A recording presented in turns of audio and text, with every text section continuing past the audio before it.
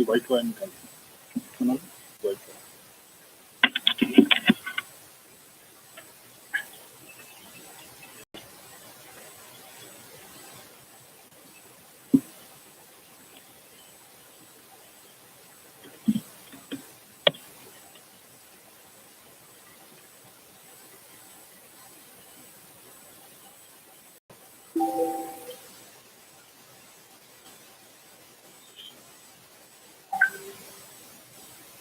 Still 7 minutes. 7 more minutes.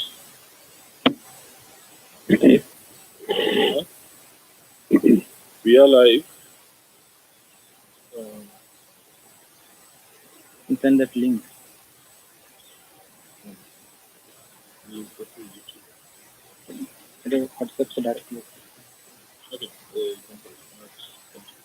You stay there.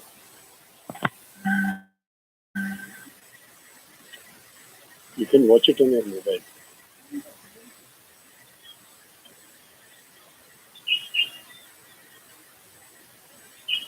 But don't play here. Otherwise, sound will collapse. It did it again. Sound will come. And you go.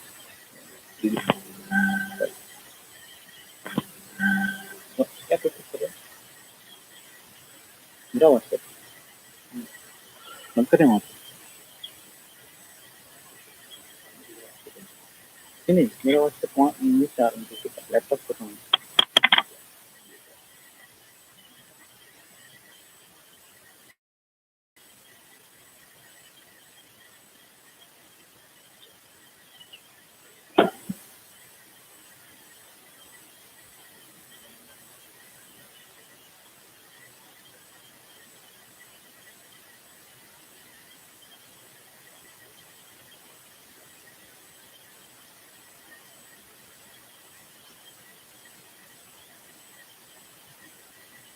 Facebook Live.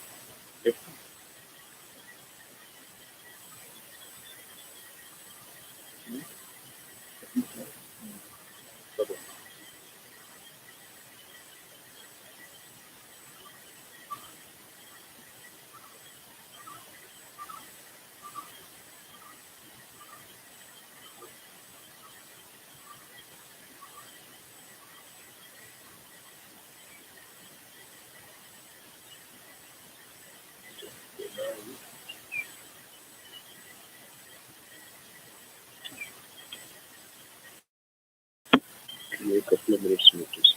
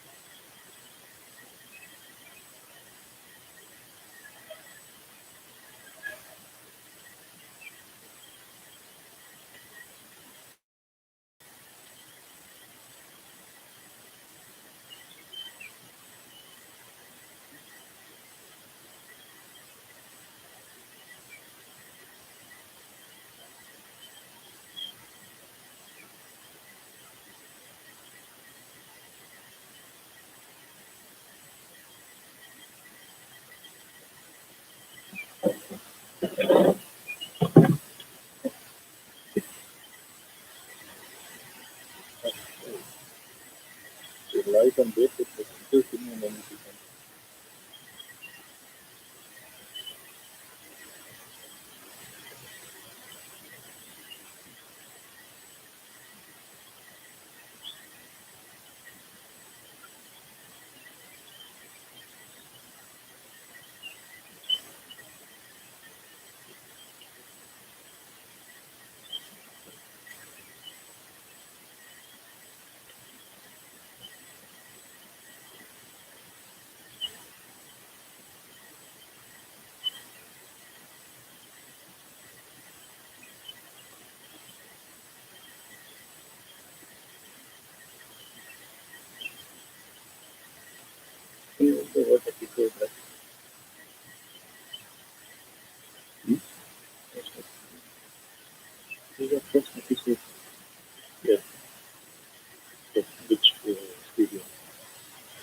everyone.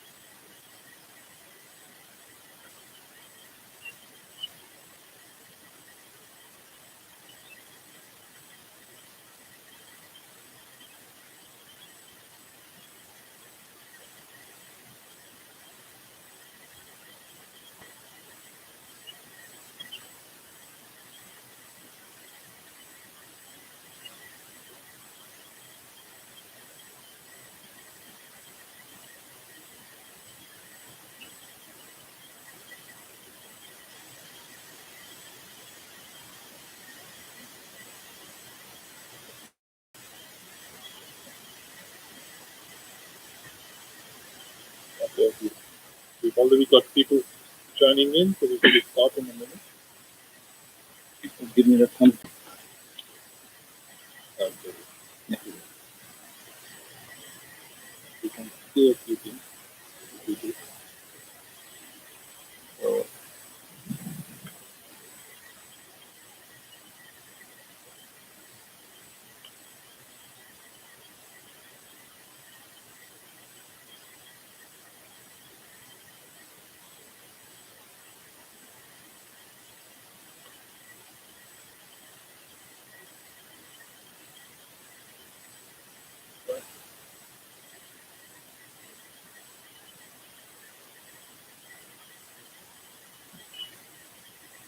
It's 5 o'clock. we should start. Okay. Hello, everyone. Namaste and good evening. I welcome you. I'm Nitesh from Asia Plateau Panchgani, welcoming you in our first episode of The Future We Want. So, ये हमारा पहला episode है the fire with in और हमारे साथ हैं doctor Ravindra Rao. So, over 56 years ago, a call inspiration came from the call of a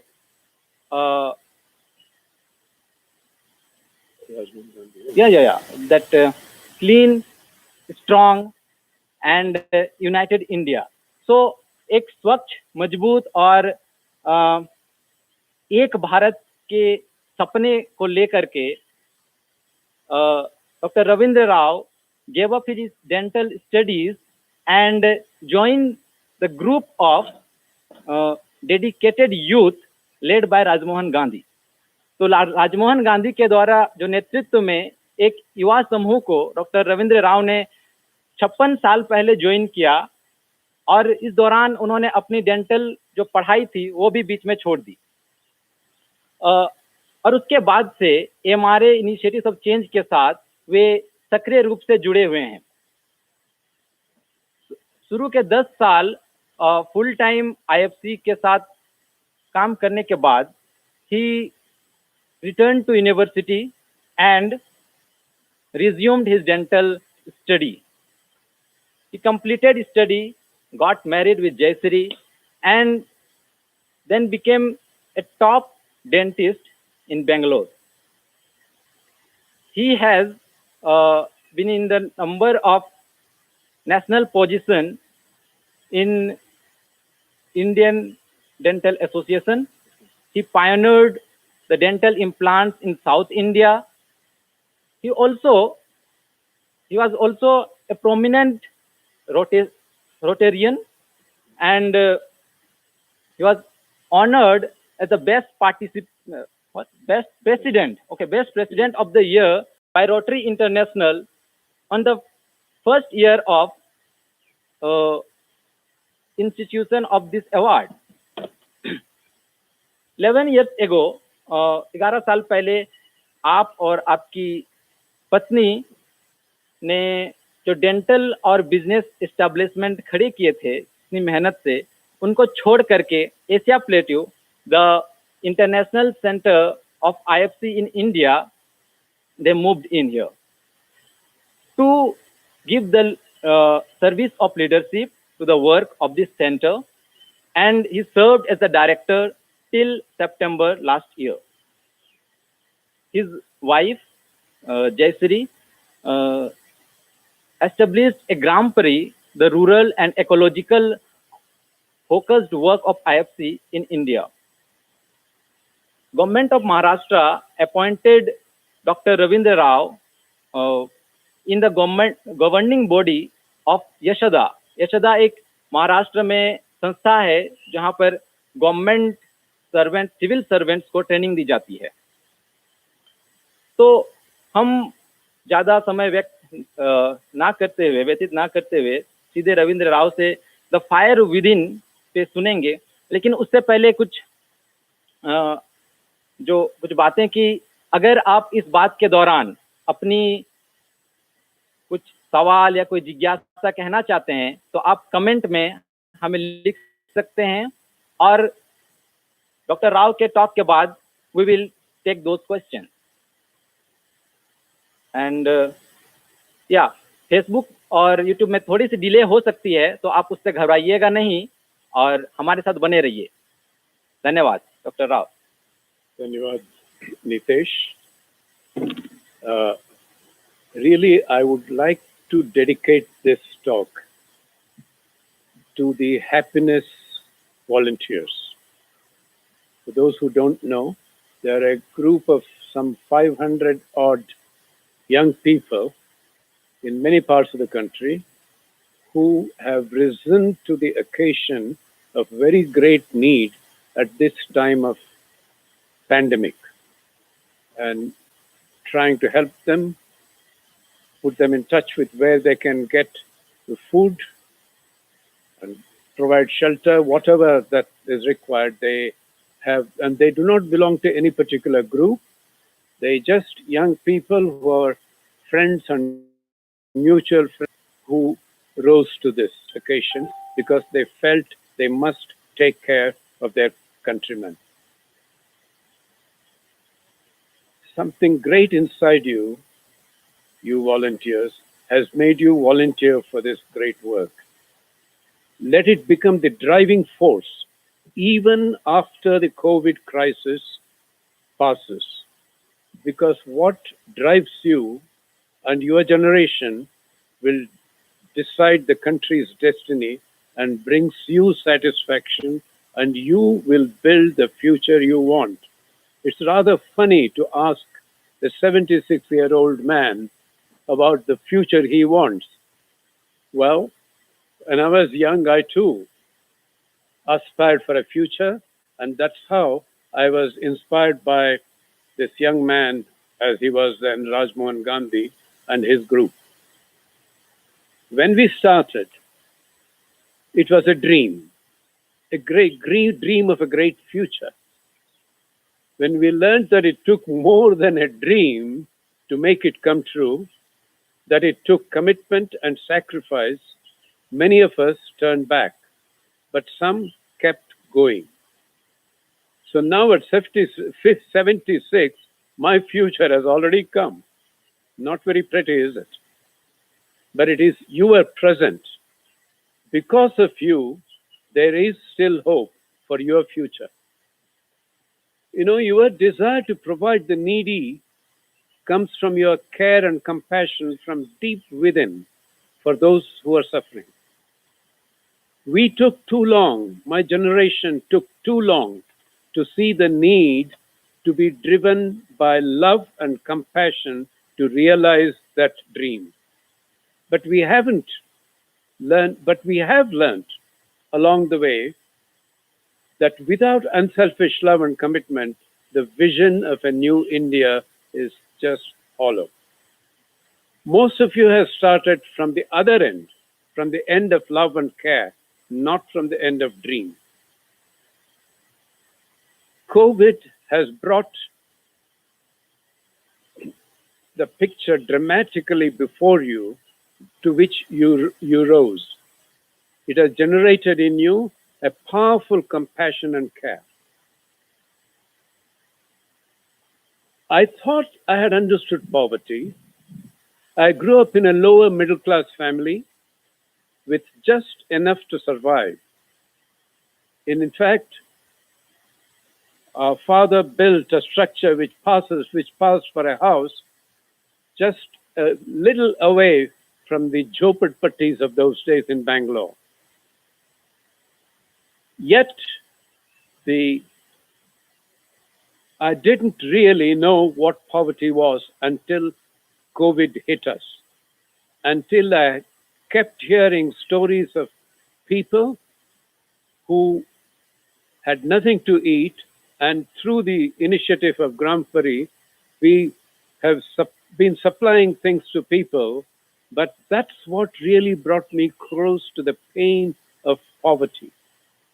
And today we have many who have suddenly lost their jobs, run out of their money, want to go home, but no way of going home, except in the last few days, with no transport. Then they started to walk thousands of kilometers to their home. That's when my heart cried. Like you, I now feel the pain which I didn't for a long, long time. I understood from my head, but somehow my heart couldn't really know what it was.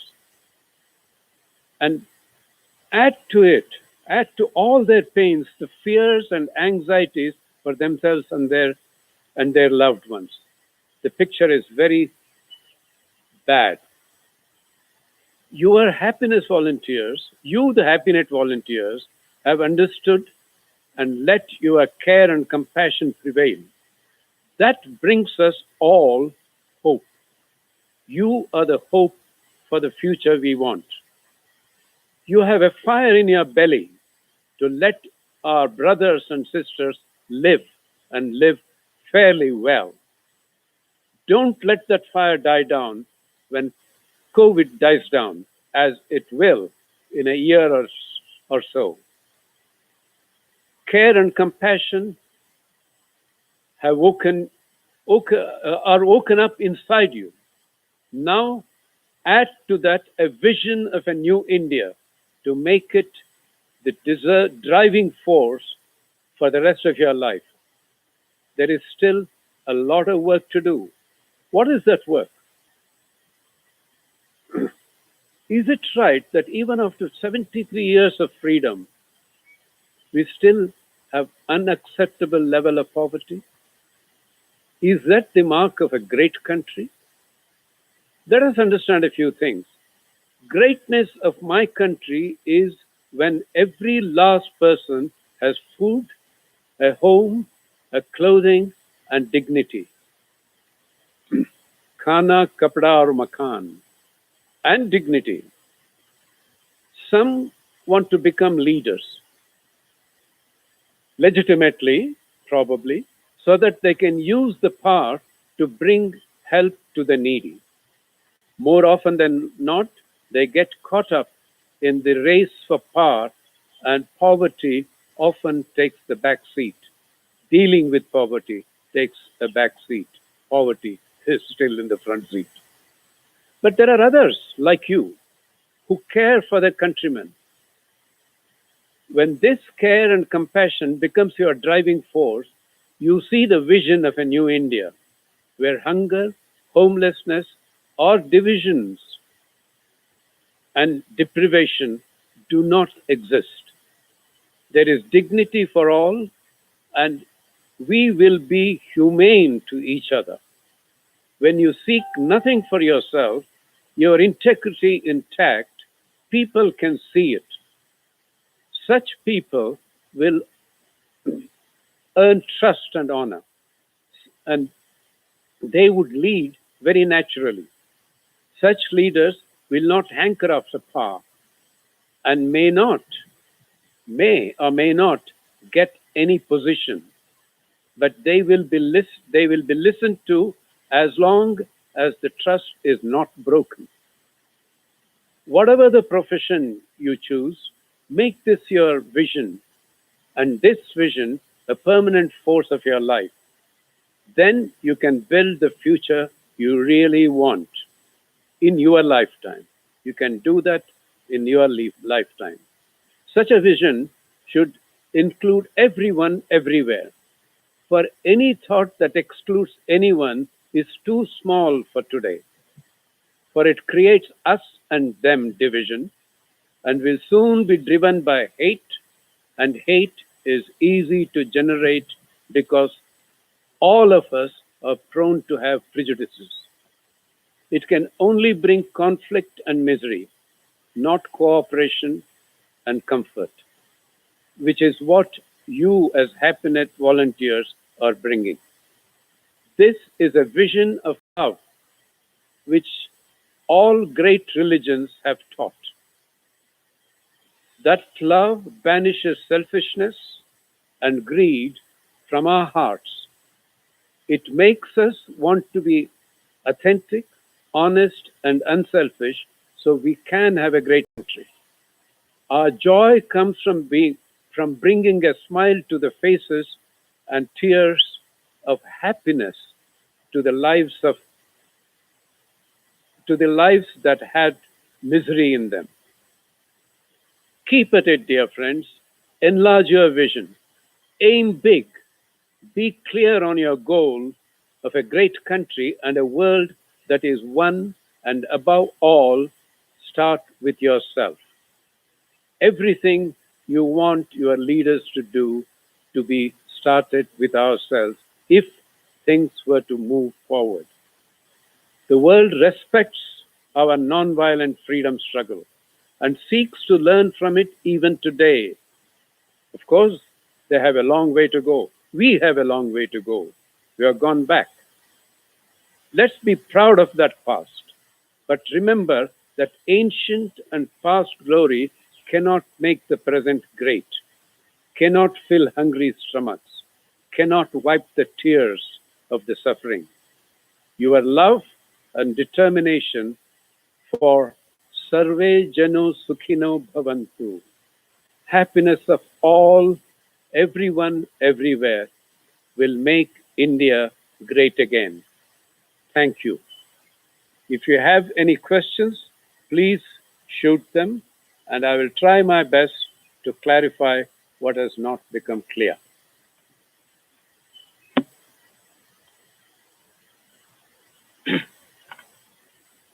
Uh, Thank you, Uncle. And now we'll have a moment of silence, about 2 minutes, and then we'll take the question. So anybody who want to ask something and curious about something, then they can put their question in comment section below.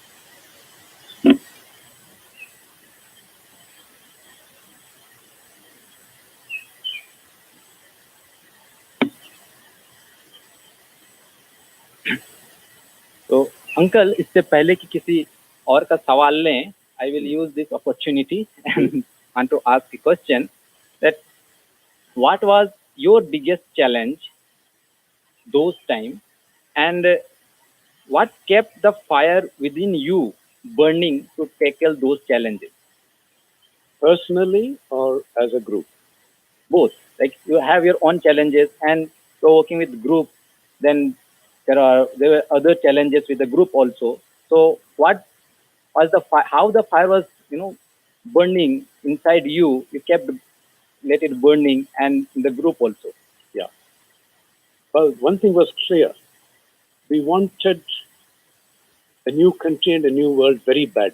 That was very deep in us. We were extremely inexperienced. We didn't understand the world. We didn't understand people. But we didn't give up. And we gradually began to learn what makes people tick. We understood, of course, that that dream cannot be achieved without people becoming different. People giving up their greed, corruption, hatred, and such things. But what we did not know was how to do it. And we still are searching in many ways, but we have come a long, long way, not in changing them, but helping them to lead something that's inside you. The same force that made these um happiness volunteers do something. That force, if you persist, if you deliberately seek, that gives you the wisdom and it can keep the fire burning. I suppose you can say disciplined listening to it and constantly being ready to change and learn and constantly seeking out people who can be enlisted for this task, perhaps, and seeing that people are changing, perhaps is what keeps our fire burning. And there a question came, uh, and this also strikes me also when I knew about you that you left your dentistry study in between and joined this movement or this group of people to build a new India. Now, the question is, in youth, if we all youth or stop studying, like how you stopped study your study and started working for the society, for working for the world, then how our practical life will go on? Good question. Well, for one thing, you you will get real education in real life. But jokes apart, you see, not everybody is meant to do that. And at that time, we were charged with that. We felt it's the right thing to do. And today we are mature not to encourage everybody to give up everything that you're doing and come. We also have learned that people can achieve the same thing in whatever they feel is their calling. Important thing is to know what your calling is. If you know it, you can do it. Whether you're a doctor, even a dentist, engineer, or even a politician, you can do it. Now, in this COVID situation, we can see that there are lots of wrong happening in the world. So, in such situation, how we will keep our hope and do the right thing, so that we should, in this surround of all things happening wrong and wrong, how can we like keep our hope and not fail and not give up doing right thing? Again, that's a good question. But, COVID has given us a break. Really, it has put a stop to the madly rushing world. Just think of it. What was it? It's about 40, 50 days ago that we started our, lockdown in our country. And before that, before this thing became really worldwide pandemic, how we were rushing. Almost we were running without knowing where we were going. the pressure and tension that I've seen with many young people because they had to complete this, they had to do this and all that. Yet, somehow, there was something missing in them. No happiness.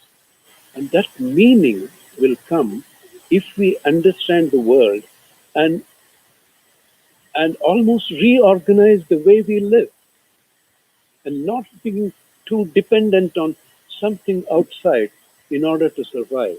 That can happen if you give up your greed. Comfort, maybe, luxury, one should avoid if we really want to do something for people. That can happen if you really begin to love everybody and feel the pain of the person who is the weakest amongst us. So not to be dependent on the things outside. Preferably, yes. I mean, minimum requirement. Be self-contained communities, self-contained villages or regions. Uh, Probably, I'm neither an economist nor a great planner, but it occurs to me that what Gandhiji was propagating, seems to be the right way to go forward. But to strike a balance, then you save the environment as well. And maybe we will be healthier as people, definitely happier. Uh, Pinaki asked a question: how can we create more opportunities to radiate love, care, and compassion within the complexities of life, especially post-COVID? Ah, that's a, that's you see, COVID has given us the opportunity to learn. And so now the opportunity after that, it is there. You have just to look around for people who, you see, if there are so many poor people in the country, is that not an opportunity? We refuse to see it because we were so engrossed in our own life and our own future, our own gains, that the opportunity has always been there to care for and love people. And of course, the ones who have also need your care, but a different kind of care. If they get that kind of care, they use their money to look after the poor. Hmm, thank you. Good answer. So Ajit Patel asked a question that, sir, answer me one resolution you think for the Muslims not be a part of political agendas, and what should they focus on for the betterment in India? I don't quite get it. Not to be part of the. Not to be part to be a part of political agendas, and what should they focus on for the betterment in India? Well, who am I to advise the Muslims? I think they will know. And we have had many great Muslim leaders, freedom fighters, and even today there have been many Muslim, what you might call heroes, who have been working very hard in this COVID situation to alleviate uh, the suffering of people, regardless of the religion. In fact, religion is not an issue. It is your own conviction, the way you live, and if you're faithful to the truths of your religion and not just the identity, then you will do the right thing. I don't see why Muslims cannot be part of the political system. I don't see why all Hindus, has to be part of the political system. That is a non-issue. That goes that depends on your own feeling of where you have the talent, where you can make the maximum contribution for the good of all, not just your people. Anjali asked that how can we create an economic and moral balance post the COVID situation? Uh-huh. Even the experts have not been able to answer this. Uh, how can we create? Well, if we create the balance for ourselves, I suppose it can percolate to the society. It is a thing that we really need to to discuss with the people who understand things a little more and the leaders who can actually make it happen? I'm afraid I'm not able to answer that question satisfactorily. In fact, nobody knows what the future holds. Like you said, कि because of the COVID, there is the opportunity for care and compassion and all these things. But there is also a challenge coming up, like hatred is developing, discrimination is also increasing in different way. How to challenge that? How to face that challenge? And sometimes I too feel like discrimination and hatred coming inside me. So how to tackle that?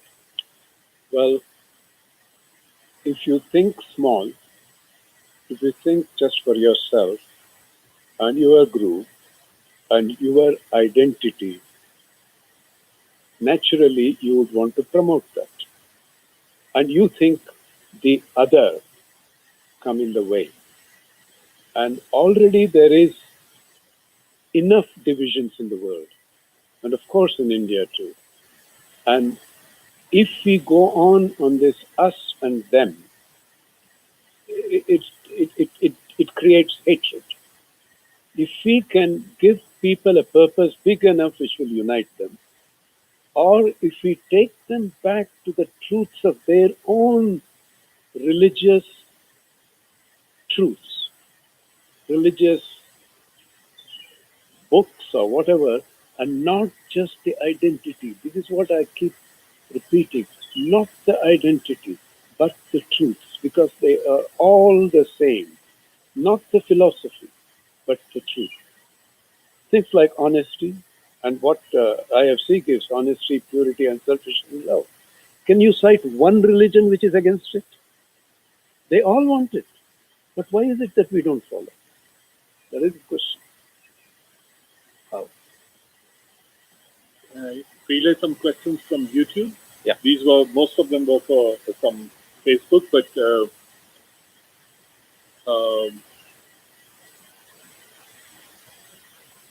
I'll ask one that Rajendra Gandhi has raised. He says most of the generation Gen Next is facing a unique challenge of existential crisis due to threat of life on one hand and threat of livelihood on the other.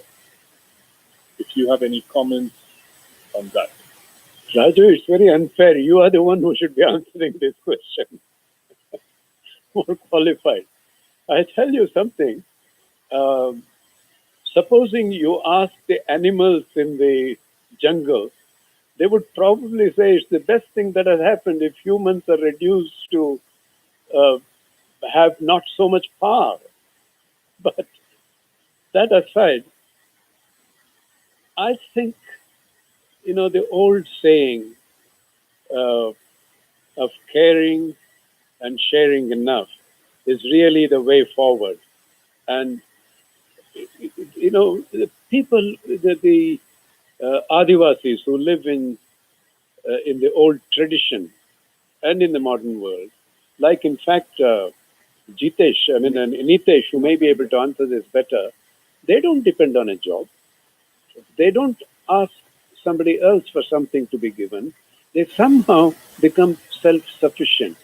We should search for the ways of making as many people as possible self-sufficient. And anyone who says that I'm offering so many jobs should first check his motive. Is it offering jobs for their good or getting them to work for my good or my profit? And I think that can answer quite a lot of such questions. There's a question from Archana Shukla, and she says, I want to know when we find ourselves helpless. Sometimes it converts into anger. In such conditions, what should we do? Well, that's a very real situation. I have gone through such situations. I tell you what I have found. I have found an inexplicable force inside me, which again, a lot of great people have talked about. You can call it divinity, you can call it God, you can call it inner strength, you can call it nature's share in you or whatever. And that really, if we sincerely seek it, we will get the strength we need. We don't need to despair. Yes, times will be there when we feel very helpless, and helplessness, you're right, can drive you to anger. And the other thing, anger, Gandhiji used to say, anger is a good thing as long as you convert that into a passion to do good for others. And in doing so, you forget your own helplessness. It's worth trying. Okay, I'm just filtering a few more questions for you. Keshav, our neighbor from Nepal, says, what do you say on India's roles and responsibilities towards its neighboring countries, especially in the context of South Asia? Well, we in India have been fortunate to have had a long history, and unfortunate in not learning much from it. If we did learn from it, I think we will become very mindful of countries around us. We will become mindful not only of their needs, I don't mean that, of their greatness and contribution towards a better world. And this is very vague, I know, but really the idea is to take such thoughts to others and inspire them to go inward and seek that strength from within. Uh, and I believe India's role or responsibility is very great in that regard. And I can think, I'm afraid, only in that line, not not economics or educational or any other thing that we can do together. Of course, together we can do something great for the world, I believe, all our neighbors and us together. Right. You want to go back to some from? Yeah. So one question from Varsha. She asked, it is said that compassion is learned, but do you feel that that it's time to teach compassion in such situation of hatred? Well, compassion, I would say, is relearned, not learned, because you're born with love. And that's the thing which is deepest inside you. The most superficial is what you perceive and see in the world. And that's what influences you first. And at such times, it is best to go back to what we were born with, which I believe is pure love. And if we get back to it, that love will help us overcome any other feelings which will come in the way of compassion. Compassion is natural for a human being. In fact, even for animals. Compassion is natural for both humans and animals. It's there inside you. All right. We've got one more from your colleague, Kiran Gandhi. How do we understand what is our calling? Yeah, Kiran, I think you have enough experience of that. You wanted to start a factory first, non-ferrous alloys or some such thing, casting factory. And then something told you that's not what you wanted to do. And then you took up this job in Jamshedpur, and look what you have done through that. Thing that you have to keep searching for. You are lucky to find it so quickly. But others may have to try out various things and see what clicks.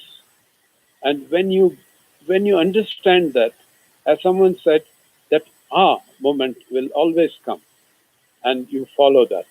And you be ready to know that you could be wrong, but at the same time, firm on following what you have felt is right.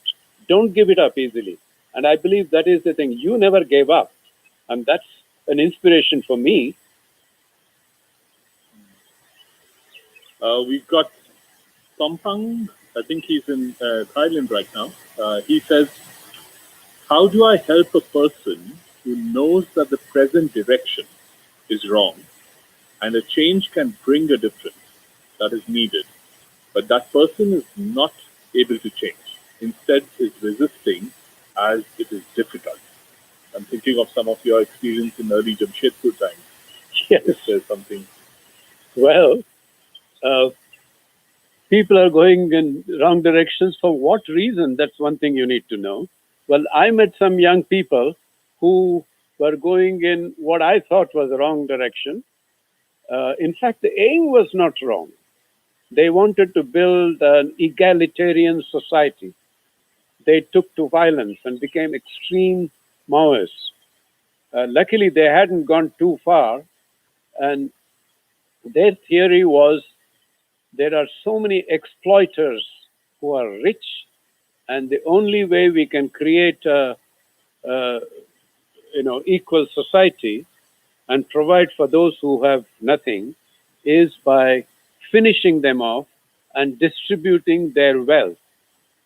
Well, it sounded very attractive to them, and so they adopted that role, and they called themselves revolutionaries. And when I met them, I said, no, you are not a revolutionary, you are a reactionary, because you are reacting to the wrong that there is outside.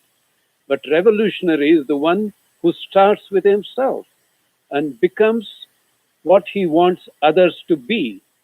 And if you do that, perhaps there is a way that you can influence the ones who have the money to share what they have, at least to an extent. And that I felt was, it's a long story. It took many, many months for me talking to them and above all caring for them.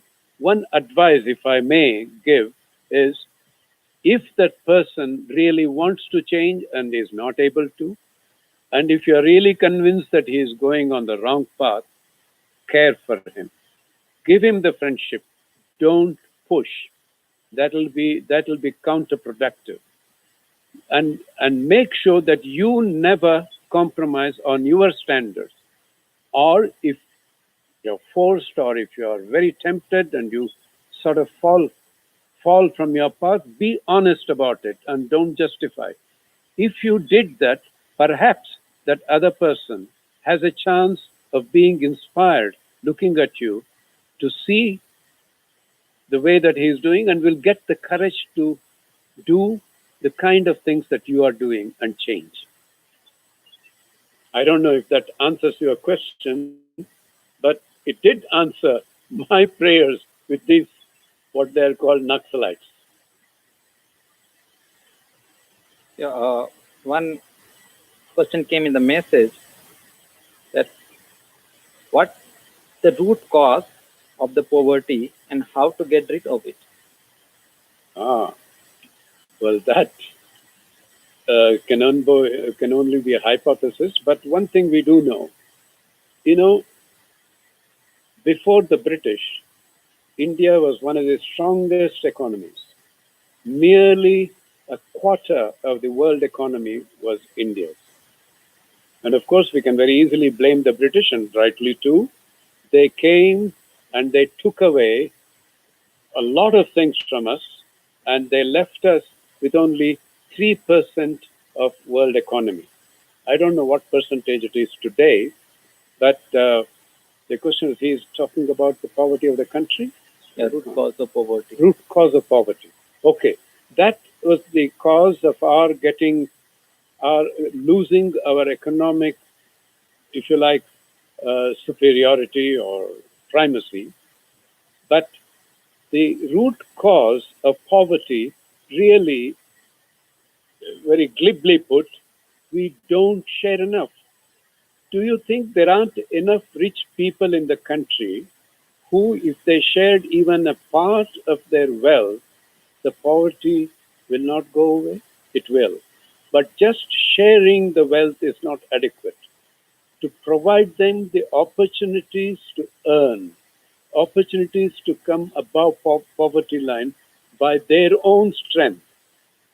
And perhaps our giving up the idea of them being dependent on themselves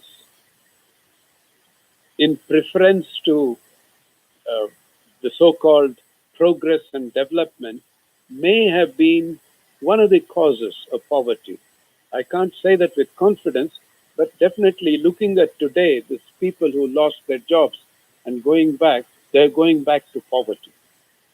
And supposing we had helped them to develop their village and their surroundings and have any, they may not have got all their wants met out, but they would have definitely got their needs met. Yeah, okay. So this is back to YouTube. There's a comment saying from Ravindra Rao, one for all and all for one. This should be the way forward. This is not a question, but a comment. And Aching says, the fire within seems to slow down with time, and eventually to find yourself alone, who will be doing everything by yourself. How to motivate others in such circumstances? Please share your experience. She follows on saying, as we know, we cannot work alone, and we always need to work as a team. In condition of my previous question, in continuation of her previous question. Yeah. So the one thing is, often you may see or you may feel the fire has come down. What really has happened probably is people have become mature and stopped shouting at the top of their voice to show their fire. That is one thing. And if things keep really, coming down, the fire, I don't know how others can help if those people cannot help themselves, except to say that you don't give them up. You have hope for them. Probably that'll help. And then what's the next part of the question? I think we need. Yeah, that's true. In fact, that's a very, very interesting point. History, they say, has always been changed by one person, but he or she has never been able to do it alone. It's an interesting statement. We do need team, and that is a challenge, to build a team which is truly and totally bonded and with each other, and who can work together and together seek, if you like, the mind of God on what needs to be done.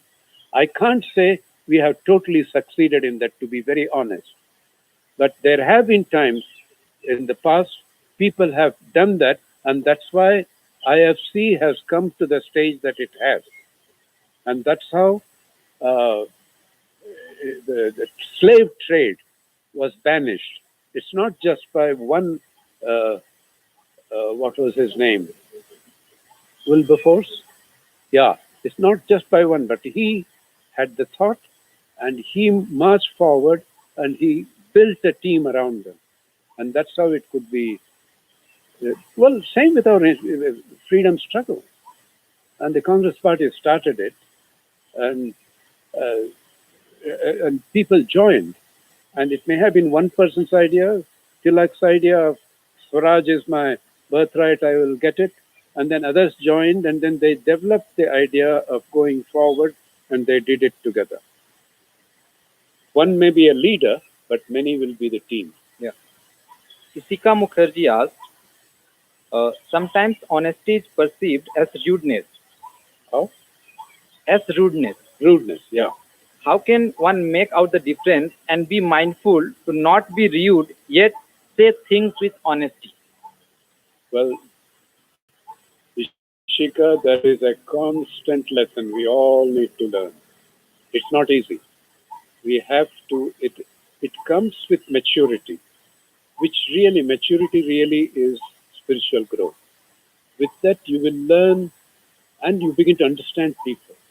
You will begin to learn honesty. Say, for instance, giving a feedback honestly to somebody. You have to pick your moment. You should see whether you are the one to give the feedback or it should be somebody else. and that somebody else will have to choose the words and mood and think carefully. It's almost you have to train yourself to be honest and still acceptable. But sometimes you just have to be honest. It may sound as rude. Nivand Kumar asked, due to lockdown, pollution became less and nature is healing. How can we maintain these things after lockdown ends? Because I don't think people will think for this thing once they will be on track, back on track. Well, simple. Don't end the lockdown. Well, we we have to. I'm also a little skeptical that people will not go back. But I think this has been a strong enough jhatka, so I don't think they will easily forget it. And I hope there will be enough leaders who will not forget it, because they are the ones who will make the law. And if we cooperate with them, maybe we will, but we will not be able to maintain the same level of cleanliness today. But I think we will be able to bring it down drastically. That's a lot of people have said this. Okay.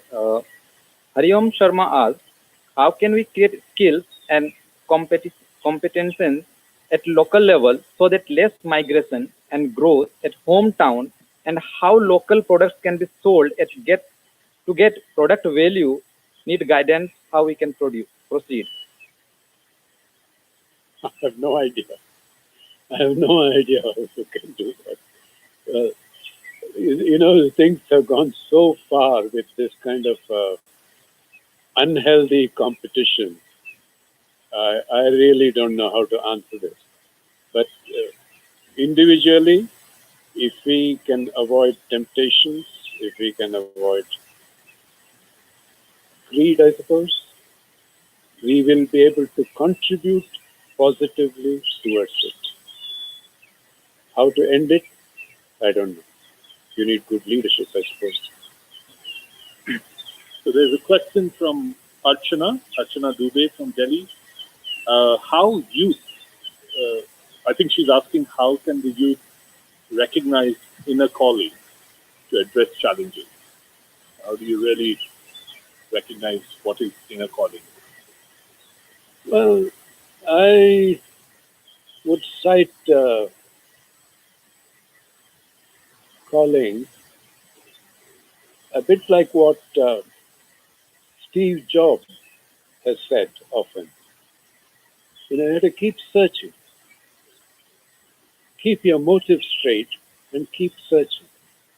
And when you get it, he says, that's your moment. You will know when you get it. You won't miss it. Tutu writes, how do you envision the education system and in the context of after the pandemic, post-pandemic education system? I don't know if there's something you would like to say to that. I have no idea about the education system, but I think what we need to educate people is in the basics of what is it? Humane, being humane and creating a humane society. The other part of education, what is relevant, what is not, and I think the experts will figure it out. And I think if they do it in consultation with sensible teachers and students, they might hit it off. They might hit the target, get the new education system. So now I think we can take one or two questions. So one question came from Saurabh Acharya. He asked that how do we balance between responsibilities and passion? Sometimes responsibility and passion. Yeah, passion. So sometimes the future we want does not really match with responsibilities we have. Yeah. Saurabh, the first part of your question, how do we match responsibility and passion? Often, I have made the mistake. I have felt passionately about something, excited about it, and gone about it irresponsibly. In fact, my family thought I was very irresponsible in giving up my dental studies. Probably they are right too. One doesn't need to be too afraid of it, but it didn't do me any great harm. But at the same time, what really will do it is becoming mature within to be able to seek that inner voice, that inner guidance, and consider all the pros and cons, get the opinions of people, seek advice, and eventually go back to that inner voice. And I don't know any other way of avoiding irresponsible decisions. I think this will be our last question. Salil Roy asked, how do we differentiate act of compassion driven by an instinct of self-glorification and with those driven by selfless intent? I ask this question as during this COVID-19 period, we find act of compassion pouring in from every corner, but also taken as opportunity for self-glorification. That danger is always there, Salim. All we can do is we be true to our calling, our inner self. And the others, well, if you can find them, call it out. But really, we need to build trust. Otherwise, this kind of a thing is always there in any situation. People who have not really given up their selfishness will happen. Maybe you can find some way of helping them. Thank you. And the thing that touched me most was the love and compassion should be the driving force. With that note, we will wind up our episode here. So this is a series we started today, the future we want, and we'll continue doing it. So please stay tuned to our Facebook page and YouTube channel. Like our Facebook page and subscribe our channel so that you will get the latest information about our next episode in this series. Thank you, Ravi Uncle, and thank you everyone Thank you who very joined much. us. Thank you, Siddharth, supporting us in the technical things. And we'll end up here. So सभी को नमस्ते. अपने और अपनों का ख्याल रखिएगा. धन्यवाद.